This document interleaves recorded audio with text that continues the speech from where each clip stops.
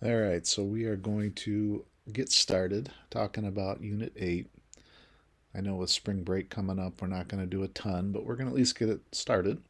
Sorry I'm not there today, but I think it's a good day. We're kind of just notation today and some big ideas. Um, Later this week, we'll dive more into it. We're going to talk about significance tests. And basically, it kind of works like this. So we just did confidence intervals.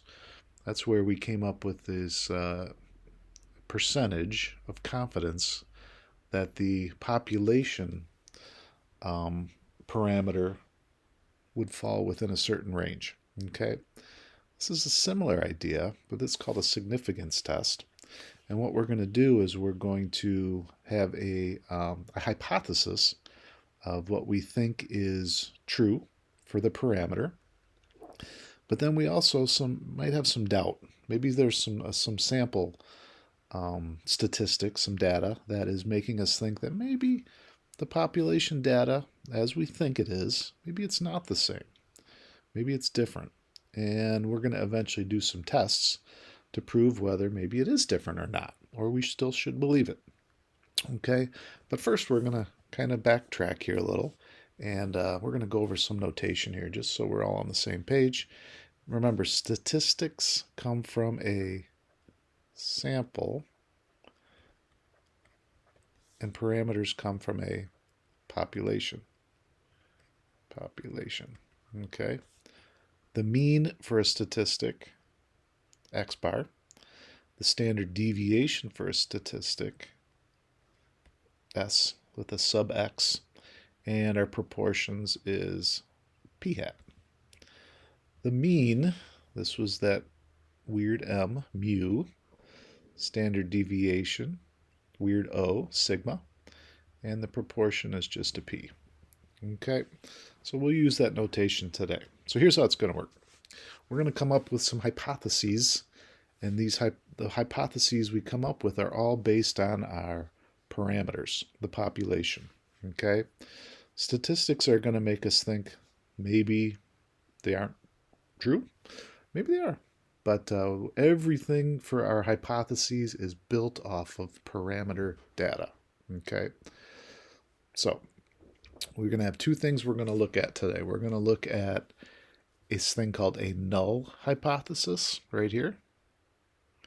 Null hypothesis, H sub 0 or H naught. It's weird. Basically, it means your initial condition, your initial hypothesis, what you're starting with, what you believe to be true right now. And then we're going to come up with an alternative hypothesis. And this one we're going to call H sub A. Okay, this is where we're thinking, hey, maybe the null hypothesis isn't really true. Maybe there's something else out there. Okay, now there's a couple of rules on how this works. Our hypotheses, the null, H0, H sub 0, it's always in equals. Okay, it's what we believe to be true. Okay, the alternative doesn't have an equals. It either has one of these three things, a less than, a greater than, or just a general not equal to, on based upon the null hypothesis. They always work together. Okay, so here's some examples. My page of notes might be a little bit different than yours.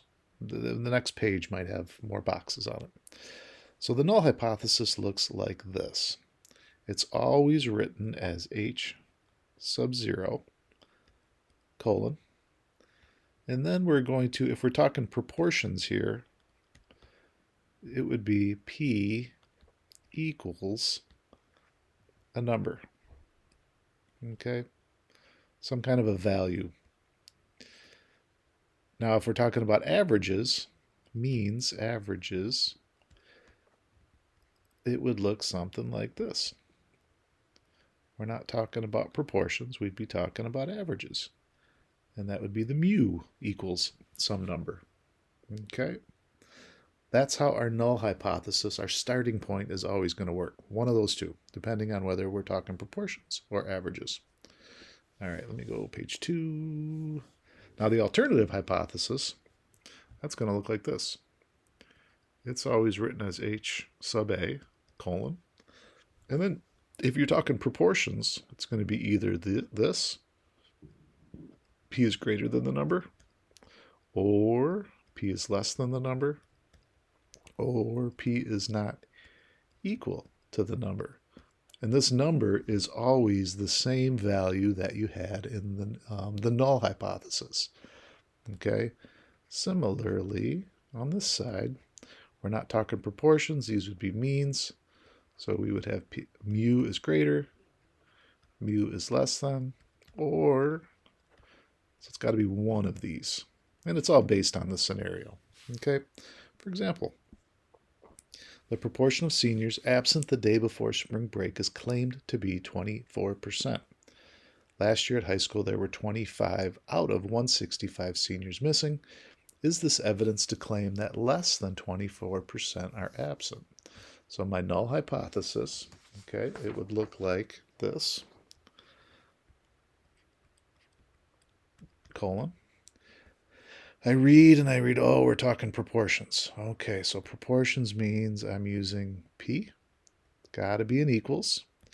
And it's claimed that the proportion is 24%. There's my null hypothesis. My alternative hypothesis, H sub A, all right, well, it sounds like we're thinking that maybe it's less than 24%. Okay, so my null hypothesis would be that the proportion is less than 24%. These numbers are always the same. Whatever you have in the null, you have in the alternative. You're just comparing and saying, okay, we think it's equal to this, but now we don't. We think it's different. Okay. All right, example 2. A change is made that should improve student satisfaction with the parking situation. Before the change, 37% of students approve of the parking that's provided. Explain what's wrong with the stated hypotheses. The null hypothesis, P is greater than 0.37, is tested against the alternative equals. No good.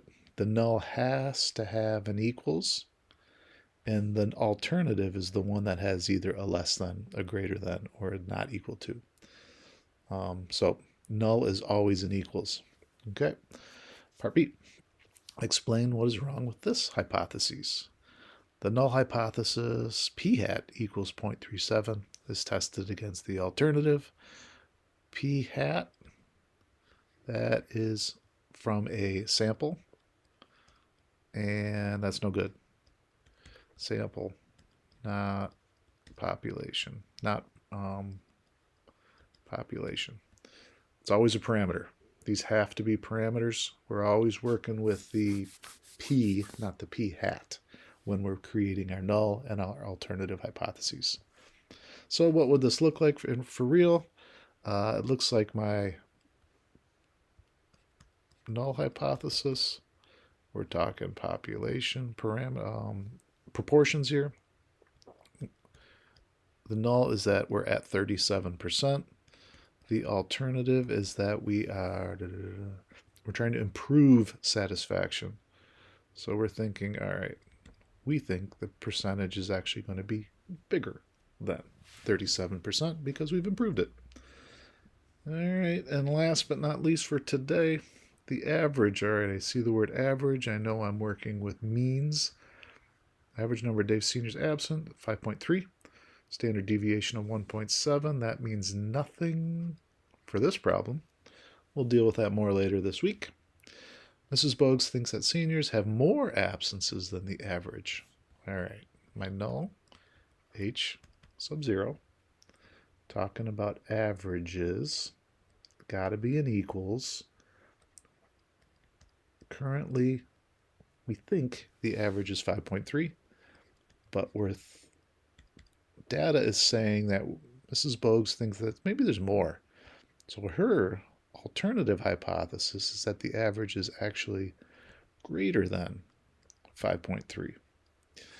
All right, now there's tests we're going to throw at these to see whether the alternative is possible, or maybe we just stick with the null hypothesis and our original beliefs. But that's a different conversation for a different day.